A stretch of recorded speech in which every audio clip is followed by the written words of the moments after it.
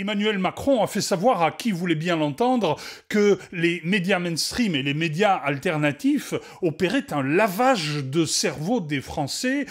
qui vivaient dans un monde qui n'était pas la réalité. Ainsi, nous avons décidé de sacrifier nos belles journées printanières au soleil pour suivre Emmanuel Macron au Groenland, où nous avons pu rapporter des reportages exclusifs de la réalité difficile de la vie de notre chef d'État qui prend tous les risques pour aller sauver les océans, sauver le pôle Nord et visiter des territoires inconnus dans des conditions que vous ne soupçonnez pas. Bienvenue avec la voix de Louis. Eh bien, comme vous pouvez le voir, nous nous sommes nous aussi projetés au Groenland, où nous avons attendu l'avion du président de la République, Emmanuel Macron,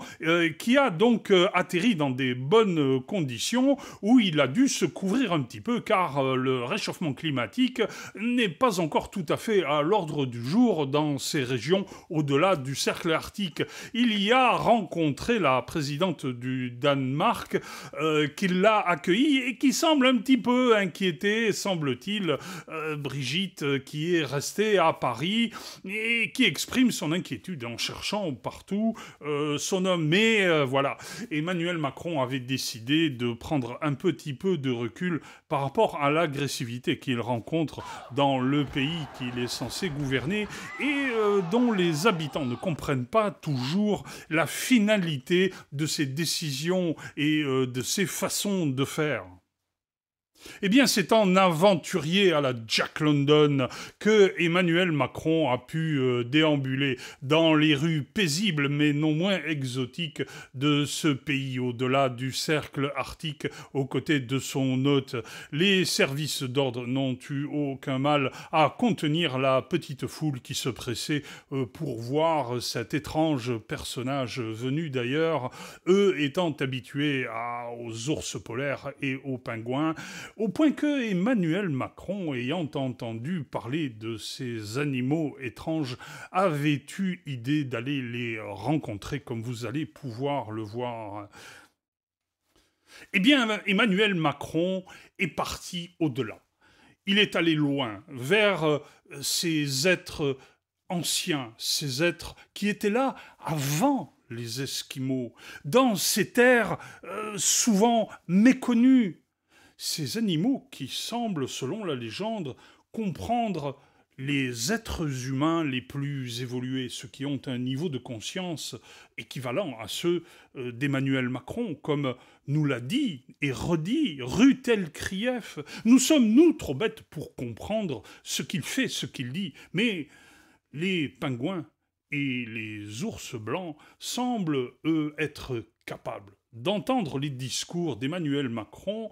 quand il leur dit qu'il est hors de question que Donald Trump acquiert ces terres pour des raisons purement mercantiles, pour aller chercher du pétrole et des minerais enfouis dans ces sous-sols qui pourtant pourraient aider à relancer l'industrie mondiale et la croissance mondiale, la rééquilibrer.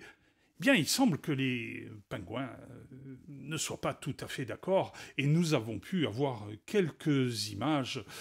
de ces conversations.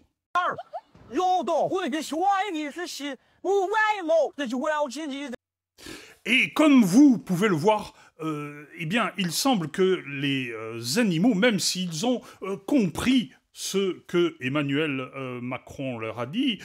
dans une sorte de « je vous ai compris », eh bien, il a fallu finalement, pour ne pas subir les derniers outrages, qu'ils soient exfiltrés. Et là aussi, nous avons quelques images.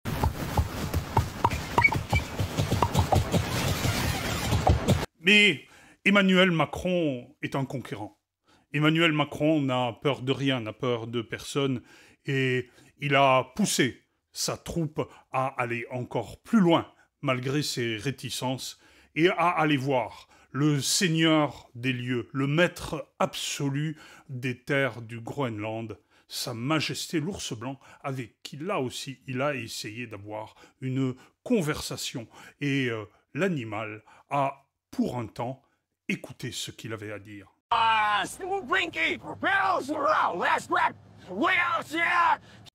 Mais voilà, le problème d'Emmanuel Macron, c'est qu'il met tout le monde au même niveau. Il est méprisant avec la nature même des choses et des êtres. Et il s'imagine que tout le monde va mettre un genou à terre face à lui dès qu'il prononce quelques mots sur un ton un petit peu véhément et péremptoire. Mais là, il avait affaire à un animal originel, à un être de droite comme vous et moi,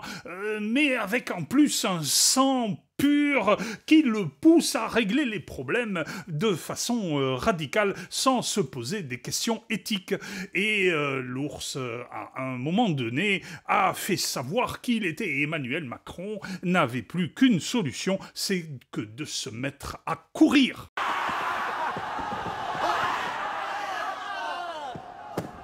Eh bien, vous le voyez dans mon reportage exclusif, vous avez la démonstration de la façon dont Emmanuel Macron se comporte face à des êtres décidés, à des gens qui ont une volonté profonde, une identité profonde, comme celle que peut-être il retrouvera un jour à Paris face à une population qui aura envie de retrouver sa place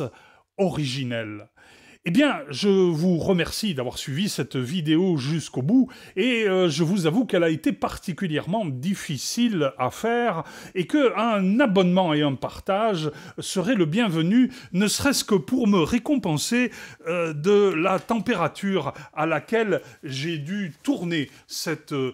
vidéo, car il fait 25 degrés dans mon studio et il me tardait que tout ceci soit terminé, même si je prends beaucoup de plaisir à le faire. Je vais retrouver le bord de merde qu'il y avait tout à l'heure et je vais prendre une petite douche pour me rafraîchir. Allez,